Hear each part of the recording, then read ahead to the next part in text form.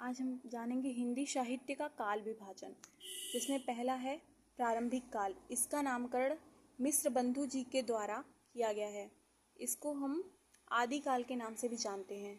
आदि काल को हम चारण काव्य, बीज वपन काल, आरंभिक काल और सिद्ध सामंत काल के नाम से भी जानते हैं। अब दूसरा है मध्यकाल। मध्यकाल को दो भागों में बांटा गया है, जो है पहला पूर्व मध्यकाल और दूसरा है उत्तर मध्यकाल। पूर्व मध्यकाल को हम कहते हैं भक्ति काल और उत्तर मध्यकाल को हम कहते हैं रीति काल। भक्ति काल को हम धार्मिक काव्य के नाम से भी जानते हैं, स्वर्ण काल से भी और लोक जागरण के नाम से भी जानते हैं। भक्ति का अगर पूछ ले एग्जाम में कि भक्ति काल का नामकरण किसने किया, तो भक्ति काल का नामकरण किया है रामचंद्र शुक्ल ने और आदि काल का नामकरण किया है हजारी प्रसाद द्विवेदी ने।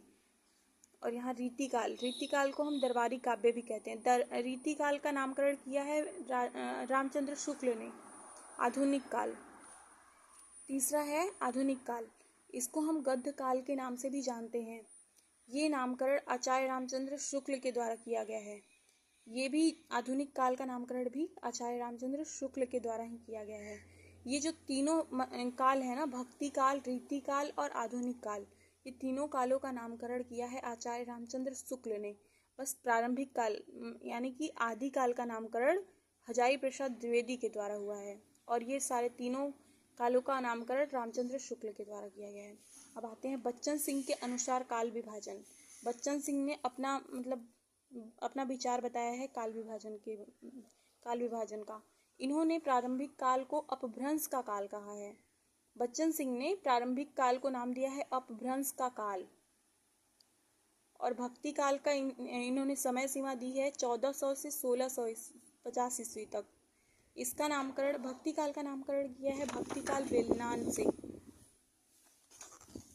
रीति काल का नाम समय सीमा दी है इन्होंने 1650 से 1857 ईस्वी तक। आधुनिक काल की समय सीमा है 1857 से स्टार्ट है। आचार्य रामचंद्र शुक्ल के अनुसार काल विभाजन। अब आते हैं आचार्य रामचंद्र शुक्ल के द्वारा काल विभाजन। आदि काल को उन्होंने कहा है 1050 से 1375 ईस्वी तक। भक्ति काल को बोला है इन्होंने 1375 से 1700 ईस्वी तक। रीति काल को 1700 से 1900 ईस्वी तक और आधुनिक काल को 1900 से 1984 ईस्वी तक। अब यहाँ आते हैं हजारी प्रसाद द्विवेदी के अनुसार काल विभाजन। हजारी प्रसाद द्विवेदी के अनुसार काल विभाजन है आदि काल को हम